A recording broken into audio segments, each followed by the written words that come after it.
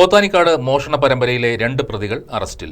കോതമംഗലം നങ്ങേലിപ്പടി സ്വദേശി അബ്ദുൾ സമദ്, വാരപ്പെട്ടി മൈലൂർ സ്വദേശി അതുൽ സജി എന്നിവരാണ് അറസ്റ്റിലായത്. ഊന്നുകൽ പോലീസ് സ്റ്റേഷനിൽ രജിസ്റ്റർ ചെയ്ത കേസിൽ ശിക്ഷ കഴിഞ്ഞ് പുറത്തിറങ്ങിയ ശേഷം ഇവർ വീണ്ടും മോഷണം നടത്തുകയായിരുന്നു.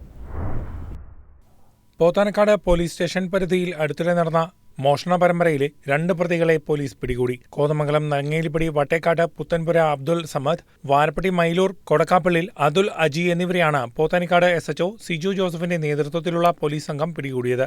മോട്ടോർ പമ്പ് മോഷണം ഉൾപ്പെടെ പോത്താനിക്കാട് പോലീസ് സ്റ്റേഷനിൽ രജിസ്റ്റർ ചെയ്ത 4 കേസുകളിലെയും കല്ലൂർക്കാട് പോലീസ് സ്റ്റേഷനിൽ രജിസ്റ്റർ ചെയ്ത 1 കേസിലെയും പ്രതികളാണ് ഇവർ.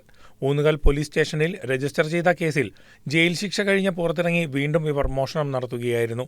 പോത്താനിക്കാട് പോലീസ് സ്റ്റേഷൻ പരിധിയിൽ വീടുകൾ കുത്തിത്തുറന്ന് സ്വർണവും പണവും കവർന്നതുൾപ്പെടെ അനേകം മോഷണങ്ങളാണ് അടുത്തിടെ നടന്നത്. പ്രതികളെ പിടികൂടാൻ പോലീസിന് കഴിയാഞ്ഞത് ജനങ്ങളുടെ പ്രതിഷേധത്തിന് വഴിയൊരുക്കിയിരുന്നു. ഇതേ തുടർന്ന് മൂവാറ്റുപുഴ ഡിവൈഎസ്പി KR മനോജിന്റെ നിർദ്ദേശപ്രകാരം SHO സിജു ജോസഫിന്റെ നേതൃത്വത്തിൽ പ്രത്യേക സംഘം രൂപീകരിച്ച് അന്വേഷണം നടത്തി. ഇതേ തുടർന്നാണ് പ്രതികൾ പിടിയിലായത്. News desk KCV news.